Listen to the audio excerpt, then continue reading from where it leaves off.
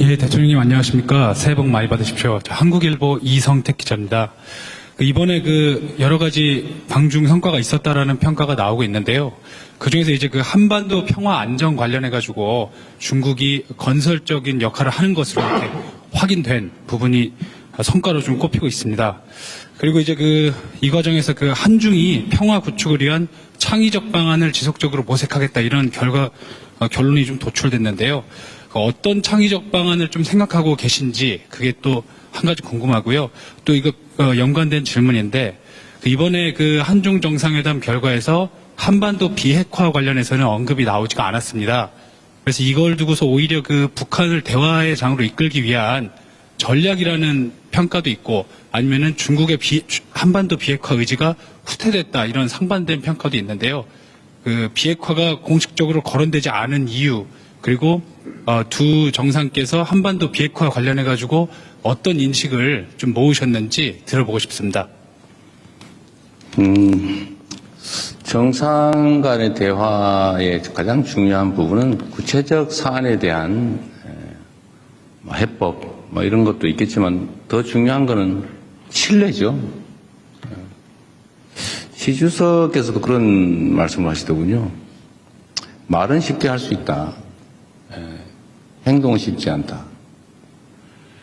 제가 자주 하는 얘기이기도 하죠. 말이야 누가 못합니까? 다리라도 따다 줄 수 있지만 결국은 신뢰는 그렇게 쉽게 말로 확보할 수 있는 게 아니다. 한중 관계의 가장 기본적인 과제는 신뢰 회복이라고 생각해요. 정말로 상대 국가를 또 상대 국가 국민들을 인정하고 존중하느냐, 막 혐오하고 증오하면서 무슨 대화가 되겠습니까? 거래야 있을 수 있겠지만, 거래는 누구나 할 수 있죠. 그러니까 대화하고 소통하고 서로 존중하면서 쌍방이 모두 도움되는 일을 찾아가는 것은 그렇게 쉬운 일은 또 아닙니다. 국가 간 관계라고 하는 것도 차이가 있지요.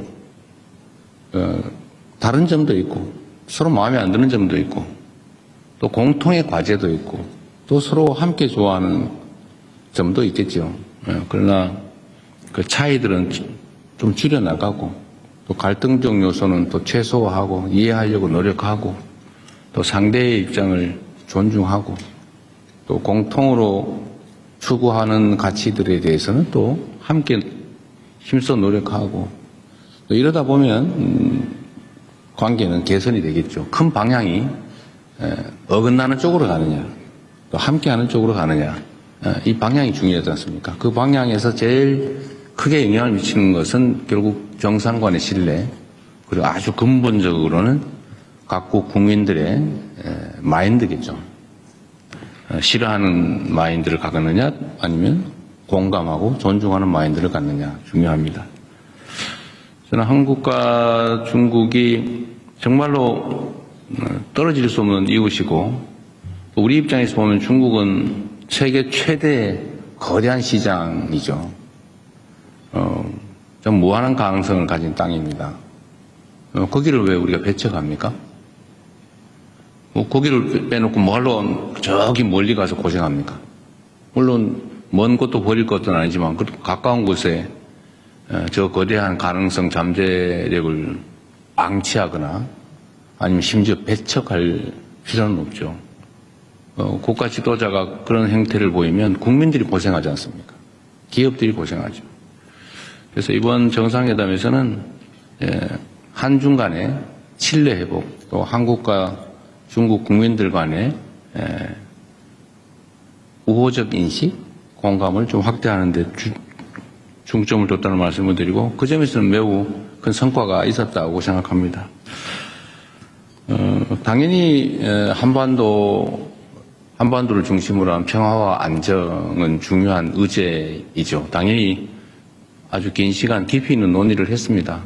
그러나 이게 우리가 있는 얘기를 모두 대외적으로 공개를 하는 게 바람직할 때도 있고 또 그게 불필요한 또 오해를 낳을 수도 있거나 이렇기 때문에 일부만 얘기하는 겁니다. 한반도 평화와 안정이 이제 중국에게도 매우 중요한 관심사라는 점은 당연히 공감했습니다. 우리 대한민국 입장에서도 국가 존속의 문제, 또 대한민국 성장 발전에 크게 영향을 미치는 중요 의제인 건 또 명백하죠. 제가 중국 측에 요청을 한 게 있습니다. 북한의 핵 문제를 포함해서 한반도의 이 문제에 대해서 좀 중재 역할을 좀 해주면 좋겠다. 우리는 모든 통로가 막혔다. 신뢰가 완전히 제로일 뿐만 아니라 적대감만 있다.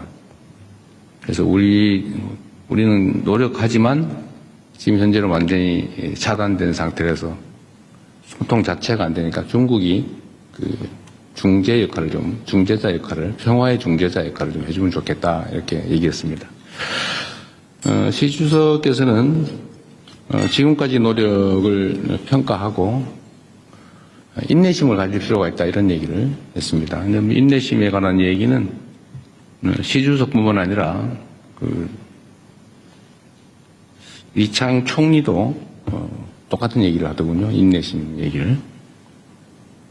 그 말이 맞습니다. 우리가 꽤 오랜 시간 동안에 북한에 대해서 군사적 공격 행위를 했지 않습니까? 사실 북한에서는 엄청 불안했을 겁니다. 우리가 상대와 대화하려면 상대의 입장을 이해해야죠. 또 우리 북한 편들었다고 종북이라고 할 겁니까? 그러니까 이건 냉정한 현실이죠. 아마 엄청난 경계심과 적대심을 유발했습니다.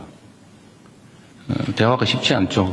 꽤 오랜 시간 그렇게 싸워온 업보라고 할까? 싸워온 적대가 있기 때문에 여기에 완화돼서 좀 대화가 시작되려면 많은 시간과 노력이 필요합니다. 그리고 주변의 역할도 필요하죠. 중국에 그 부탁을 했고, 중국은 어쨌든 그 역할에 대해서 노력해 보겠다고 합니다. 한반도 핵 문제도 당연히 심각하게 논의하죠. 제가 얘기한 건 그런 겁니다. 서로 상대방이 결코 받아들일 수 없는 이야기를 주장만 하면 아무것도 이루어지지 않는다. 그리고 현실에 입각해서 서로가 수용할 수 있는 합리적인 안을 도출해야 한다. 주변 국가든 북측이든 우리 한국이든 다 수용할 수 있는 방안을 찾아내야 된다. 그래서 하나의 공감할 수 있는 사안은 있죠. 예를 들면 북측 입장에서는 체제 안전, 그리고 여기에 미국의 역할이 중요하다. 이거 중국 최고 지도자 모두가 똑같이 얘기하는 겁니다. 뭐 우리도 알고 있죠. 북미 관계가 중요하고 또 북측 입장에서는 여기서는 체제 안전의 문제가 제일 중요하다. 뭐 모두 알고 있는 사실입니다. 여기서 제가 좀 추가로 얘기한 거는 이런 거죠. 지금 이 상황이 계속 방치되는 것 자체가 동북아 또는 전 세계의 손해다. 어떤 손해냐? 끊임없이 핵무기는 추가 생산되고 있다. 끊임없이 대륙간 탄도 미사일 기술은 개선되고 있다. 체제 유지에, 체제 보호에 필요한 만큼의 생산이 이루어진 다음에 추가 생산되는 핵무기는 아마 국경 밖으로 유출될 가능성이 높아진다. 그게 전 세계의 평화와 안정에는 위해인 게 분명하죠. 그게 누구에게 도움이 되느냐? 아무에게 도움이 안 되죠. 또 한반도는 장기적으로는 비핵화해야 되지만 북한 정권 입장에서 지금 핵을 없애는 걸 동의할 수 있겠냐? 뭐 그렇게 하면 좋지요. 근데 되겠냐? 수용할 수 있을까? 제가 보기에는 불가능하다고 생각됩니다. 그럼 방치할 거냐? 결국 여기서 실현 가능한 모두에게 도움되는 길을 찾아내야죠. 그래서 중단하는 거, 현재 상태에서 중단하는 거, 추가 생산을 하지 않고 국외로 핵물질을 반출하지 않고 더 이상 ICBM 개발을 하지 않는 것만도 이익이니까 그 이익을 포기하는 보상 또는 대가를 지급하고 일단 할 수 있지 않냐. 일단. 단기적으로. 그리고 여기 어느 정도 되면 중기적으로 좀 감축해 나가자. 그리고 좀 길게 봐서 한반도, 핵 없는 한반도, 이거는 포기하지만 말아야 한다. 장기적인 목표로. 그래서 이 단기, 중기, 장기 목표를 가지고 우리가 접근해 보자. 이때까지 맨날 얘기했던 우리가 제안했던 안이죠. 이 점을 이 진정성에 대해서 북측에 좀 충실하게 설명을 해달라라는 부탁을 했습니다. 그렇게 끊임없이 또 시간을 갖고 노력해 봐야 되겠죠. 안 하는 것보다 나으니까. 또 해야 되니까. 이런 점에 대해서 중국 측에 공감이 있었다는 말씀을 드립니다. 정말로 많은 노력이 필요해요.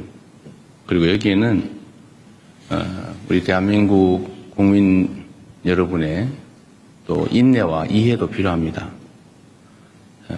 여기에 자꾸 정략적인 이유를 붙여서 자꾸 흔들고 발목 잡고 이러면 아무것도 안 됩니다. 점점 더 상황은 나빠질 뿐이죠. 상황 개선을 위해서 좀 힘을 모아주시면 좋겠다 하는 말씀을 드립니다. 네, 뭐 중요하고 복잡한 의제에서 말이 좀 길었네요. 네.